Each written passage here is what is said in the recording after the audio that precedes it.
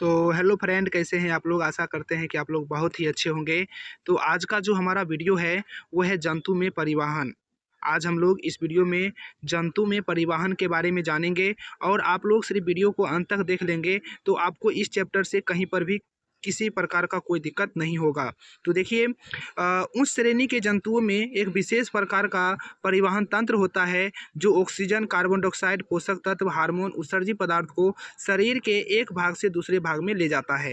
तो देखिए, जो हमारे शरीर में ऑक्सीजन का, कार्बन डाइऑक्साइड का, पोषक तत्व का, हार्मोन का, उत्सर्जी पदार्थ का परिवहन करता है, तो इसी तंत्र को परिवहन तंत्र कहते हैं। ठीक है, तो याद रखिएगा, जंतु में परिवहन की क्रिया 3 अवयवों की सहायता से होती है। ठीक है, यानी कि जंतु में जो परिवहन होता है वो यानी कि 3 अवयवों की सहायता से होती है। तो सबसे पहला है इसमें ब्लड, ठीक है, यानी रक्त हो जाएगा। उसके बाद हृदय हो जाएगा, इसके बाद रक्त वाहिनी हो जाएगा। तो हमने हृदय और रक्त वाहिनी के बारे में पहले ही वीडियो में बता चुके हैं।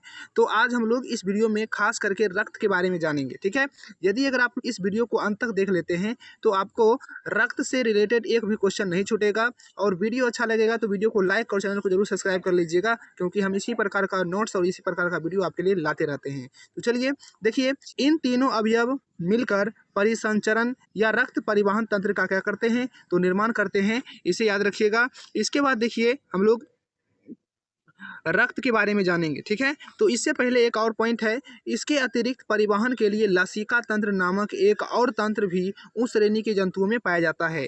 जो उस श्रेणी के जंतु होते हैं उसमें यानी कि एक और तंत्र होता है जिसको लसिका तंत्र बोलते हैं। ठीक है, तो देखिए, हमारा जो मुख्य टॉपिक था वो यानी कि रक्त था। तो आज हम लोग इस वीडियो में रक्त के बारे में जानेंगे। तो देखिए, रक्त लाल रंग का एक गाढ़ा क्षारीय पदार्थ है। आपको याद रखना है, रक्त कैसा होता है, लाल रंग का और गाढ़ा क्षारीय पदार्थ होता है। इसका पीएच मान बहुत ही इंपॉर्टेंट है, 7.4 होता है। ठीक है, इसके बाद देखिए, याद रखिएगा, इसे तरल संयोजी ऊतक भी कहा जाता है। यानी रक्त को क्या कहते हैं, तो तरल संयोजी ऊतक कहते हैं। ठीक है, इसके बाद रक्त के 2 प्रमुख घटक होते हैं। सबसे पहला है आपका प्लाज्मा, दूसरा है रक्त कणिकाएं। ठीक है, तो देखिए, हम लोग सबसे पहले प्लाज्मा के बारे में जानेंगे, उसके बाद रक्त कणिकाएं के बारे में जानेंगे। ठीक है, तो देखिए, तो अब हम लोग क्या करेंगे, तो सबसे पहले प्लाज्मा के बारे में जानेंगे। तो देखिए, यह हल्के पीले रंग का चिपचिपा द्रव्य है। जैसे आप लोग यहाँ पर देख रहे हैं ना, प्लाज्मा जो होता है वो हल्के पीले रंग का होता है, चिपचिपा द्रव्य होता है। रक्त में करीब 55% प्लाज्मा होता है। This is most important point, आपको याद रखना है। रक्त में कितना प्रतिशत प्लाज्मा होता है, तो 55% क्या होता है, प्लाज्मा होता है। ठीक है, तो देखिए, समझिएगा। इसके बाद देखिए, प्लाज्मा का रंग जो होता है बिलोरुबिन के कारण ही पीला होता है। किसके कारण, तो बिलोरुबिन के कारण होता है। प्लाज्मा में 2 प्रकार के प्रोटीन पाए जाते हैं। सबसे पहला है आपको फाइब्रिनोजिन, इसके बाद आपका है हिपेरिन। ठीक है, तो देखिए, फाइब्रिनोजिन जो होता है यह शरीर के बाहर रक्त के थक्का जमने में मदद करता है। जब हमारा हाथ कट जाता है तो उस समय जो रक्त थक्का होता है वो यानी कि फाइब्रिनोजिन प्रोटीन की ही मदद से होता है। ठीक है, और देखिए, हिपेरिन क्या करता है, तो यह शरीर के अंदर रक्त को जमने से रोकता है। अगर मान लीजिए हमारे शरीर में अगर रक्त जम जाएगा तो परिवहन यानी कि ब्लड गति नहीं कर पाएगा, तो ऑक्सीजन का प्रवाह नहीं हो पाएगा, जिसके कारण क्या हो जाएंगे, तो हम लोग मर जाएंगे। तो शरीर के अंदर रक्त को जमने से कौन बचाता है, तो हिपेरिन यानी कि जो प्लाज्मा में पाए जाने वाले प्रोटीन है वही यानी कि शरीर के अंदर में ब्लड को जमने से रोकता है। ठीक है, इसके बाद देखिए, प्लाज्मा में करीब 90% जल होता है। ठीक है, तो आप जितना जल दिन में सेवन कीजिएगा उतना आपके अंदर में प्लाज्मा का निर्माण होगा। ठीक है ना, तो प्लाज्मा का जो निर्माण होता है उसमें 90% जल लगता है। इसके बाद 7% प्रोटीन है, 0.9% आपका अकार्बनिक लवण हो जाएगा, 0.18% आपका हो जाएगा ग्लूकोज हो जाएगा, इसके बाद 0.5% जो हो जाएगा वसा हो जाएगा, शेष अन्य कार्बनिक पदार्थ होते हैं। ठीक है, इसे याद रखिएगा। इसके बाद देखिए, जब प्लाज्मा से फाइब्रिनोजिन अलग हो जाता है तब प्लाज्मा का शेष भाग जो होता है वो सीरम कहलाता है। क्या कहलाएगा, सीरम। यानी कि जब हम क्या करेंगे, तो प्लाज्मा से फाइब्रिनोजिन अगर प्रोटीन को अगर हम साइड कर देते हैं तो उसका जो उसके बाद जो यानी कि प्लाज्मा बच जाता है उसको हम क्या कहेंगे, तो सीरम कहेंगे। ठीक है, इसको याद रखिएगा। अब देखिए, प्लाज्मा का कार्य क्या होता है वो हम समझते हैं। तो देखिए, यह शरीर में रोग प्रतिरोधक क्षमता का निर्माण करता है। यानी कि हमारे शरीर में जो रोग होते हैं उससे लड़ने का क्षमता प्रदान करता है कौन, प्लाज्मा। इसके बाद यह शरीर में टूटे फूटे अंगों को भरने में भी मदद करता है। जैसे अगर मान लीजिए कि हमारे हाथ कट जाए, पैर कट जाए, तो इस सबको भरने में कौन मदद करता है? तो ये यानी कि प्लाज्मा ही मदद करता है, याद रखिएगा। इसके बाद देखिए आपका है रक्त कनिकाएं। अगला नंबर टॉपिक क्या है? रक्त कनिकाएं। अब हम लोग रक्त कनिकाएं के बारे में जानेंगे। तो देखिए रक्त में रक्त कनिकाएं करीब 45% होता है, यानी 45%, ठीक है। अब प्लाज्मा कितना था? तो 55%, ठीक है ना। पूरे रक्त का जो प्लाज्मा होता है वह 55% होता है और रक्त कनिकाएं कितनी होती है? तो 45%, यानी कि 45% होता है, इसे याद रखिएगा, ठीक है। अब देखिए जो रक्त कनिकाएं होती है यह 3 प्रकार की होती है। सबसे पहला तो होता है लाल रक्त कनिका, जिसको यानी कि आरबीसी भी बोला जाता है, ठीक है। इसके बाद देखिए आपका होता है श्वेत रक्त कनिका, जिसको यानी डब्ल्यूबीसी बोलते हैं। इसके बाद आपका होता है रक्त पट्टिकाणु, जिसको यानी कि प्लेटलेट्स यानी कि बोला जाता है, याद रखिएगा। तो देखिए अब हम लोग क्या करेंगे, तो सबसे पहले लाल रक्त कनिका के बारे में जानेंगे, यानी आरबीसी के बारे में जानेंगे, ठीक है।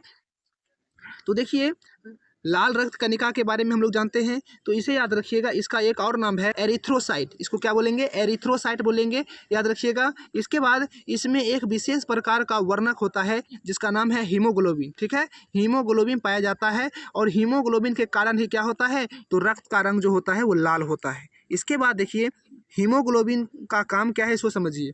हीमोग्लोबिन को ऑक्सीजन का वाहक भी कहा जाता है, क्योंकि ये अपने शरीर में ऑक्सीजन को लेकर पूरे कोशिका तक पहुंचाता है, ठीक है। तो देखिए हीमोग्लोबिन को ऑक्सीजन का वाहक भी कहते हैं, क्योंकि इसमें ऑक्सीजन से संयोजन करने की क्षमता होती है और यह ऑक्सीजन से संयोजन करके क्या करता है? तो ऑक्सीजन को पूरे कोशिका तक पहुँचाता है और इसके बाद जो होता है ऑक्सीजन वह ग्लूकोज से अभिक्रिया करके ऊर्जा का निर्माण करता है। इसके बाद देखिए हीमोग्लोबिन ऑक्सीजन से संयोजन कर ऑक्सी हीमोग्लोबिन बनाता है, ठीक है। जब यानी कि हीमोग्लोबिन का संयोजन ऑक्सीजन से होता है तो उसको यानी कि ऑक्सी हीमोग्लोबिन बोलेंगे। क्या बोलेंगे? Oxy haemoglobin. और याद रखिएगा हीमोग्लोबिन जब कार्बन डाइऑक्साइड से संयोजन करता है तब उसको क्या बोलेंगे? तो हम बोलेंगे कार्बोक्सी हीमोग्लोबिन बोलेंगे, ठीक है। इसे याद रखिएगा। इसके बाद देखिए रक्त का आकार आपको याद रखना है 7.2 माइक्रोन होता है, यानी कि रक्त का जो आकार होता है वह 7.2 माइक्रोन होता है। माइक्रोन को ऐसे प्रदर्शित करते हैं, ठीक है। माइक्रोन को ऐसे प्रदर्शित किया जाता है। तो रक्त का जो आकार होता है वह 7.2 माइक्रोन होता है।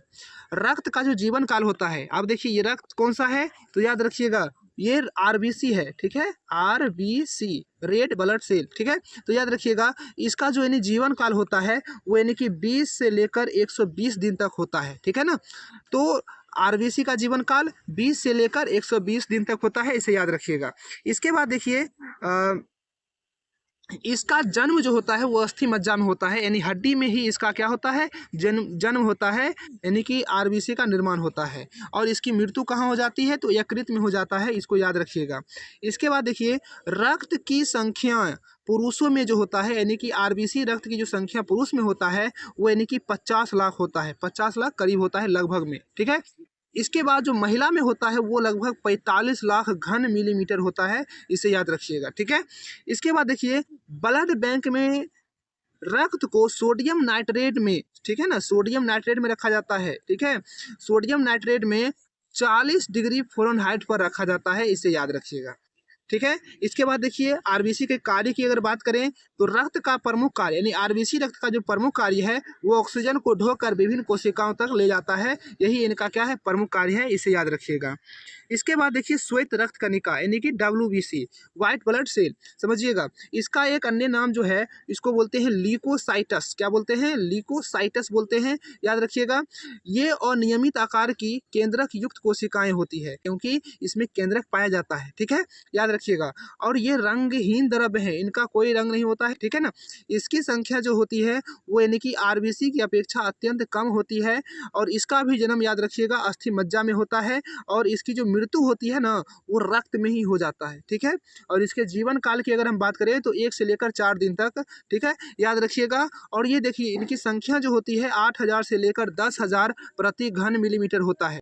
और देखिए इसके बाद इसके कार्य को अगर हम समझते हैं तो याद रखना है आपको, यह शरीर में प्रवेश करने वाले रोगाणुओं को भक्षण कर उनको नष्ट कर देता है। यानी कि अगर मान लीजिए कोई भी जीवाणु जो हमारे शरीर में रोग उत्पन्न कर सकता है तो उसको यानी कि ये भक्षण कर यानी कि नष्ट कर देता है, याद रखिएगा।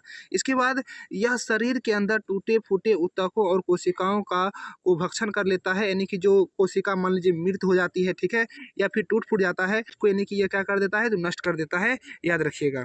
इसके बाद देखिए अगला नंबर है हमारा रक्त पट्टिकाणु, ब्लड प्लेटलेट्स, याद रखिएगा। इनका जो अन्य नाम है, ठीक है, इनका जो अन्य नाम है वो थ्रोम्बोसाइटस है, ठीक है, या इसको बिम्बाणु भी बोला जाता है, याद रखिएगा।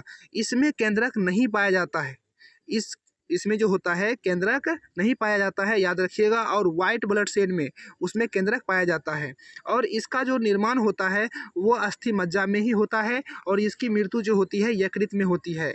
इसके बाद देखिए इसके जीवन काल की अगर हम बात करें तो 3 से 5 दिन होता है। इनका जीवन काल क्या होता है, 3 से 5 दिन होता है। इसके बाद देखिए इनकी संख्या की बात करें तो ये यानी कि 2.5 लाख से 3 लाख घन मिलीमीटर होता है हमारे शरीर में, ठीक है ना। एक स्वस्थ मनुष्य के शरीर में 2.5 लाख से 3 लाख घन मिलीमीटर होता है। और इसका यानी कि कार्य की अगर हम बात करें तो रक्त को थक्का बनाने में मदद करता है, कौन, यानी कि रक्त पट्टिकाणु, ब्लड प्लेटलेट्स, ठीक है। तो देखिए ये वीडियो आपका यहीं पर अंत होता है। कैसा लगा यह वीडियो कमेंट में जरूर बताइएगा। तो चलिए मिलेंगे नेक्स्ट वीडियो में, तब तक के लिए जय हिंद, जय भारत।